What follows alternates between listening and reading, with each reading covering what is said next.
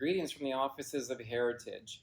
It's been a few weeks since we spoke last, so I thought I'd update you just on what we're seeing. And of course, last week we had quite a bit of volatility in the equity markets. We had 2 down days, and then we had one day where the S&P 500 actually went down about 5%.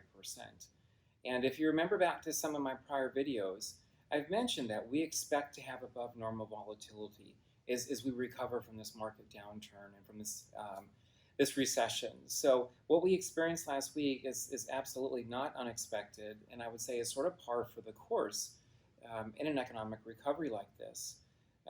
In spite of what happened last week, what we're starting to see are some positive economic signs. This week we actually had a major economist come out and say that he thinks we may have hit the bottom in this recession, actually the end of April or even the first part of May here.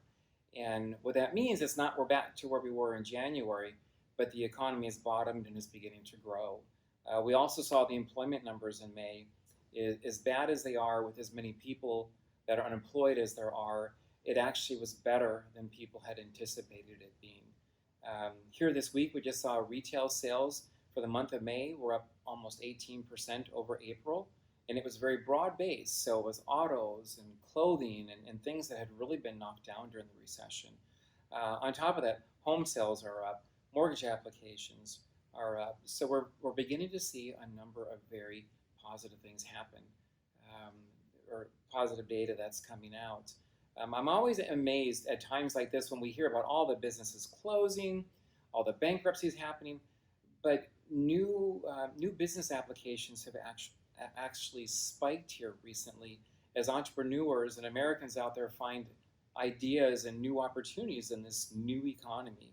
So in spite of all the bad economic data that's coming out, there are definitely signs of positive things happening behind the scenes. And that's where I feel confident now that we're in this recovery mode of this.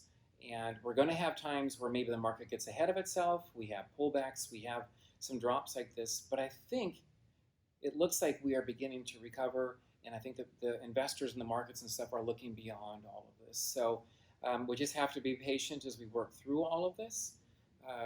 But at some point, we will get back to the economy that we had, and we will see new market highs. It may be a year or two down the road, but we will get there.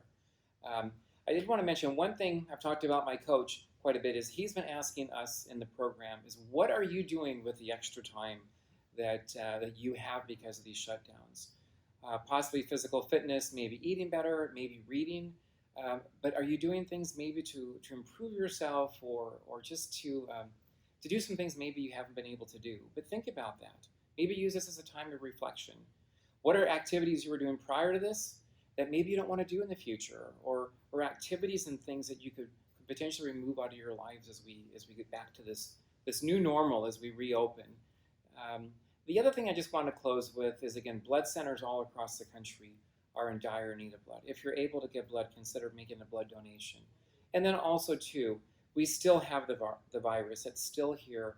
And for those older people, more vulnerable people, if you have an older family member, a friend, somebody in the community that you know, reach out to them. It is still a very scary time for those that are the most vulnerable in our society. So until we talk next, take care, be safe, and we'll talk to you soon.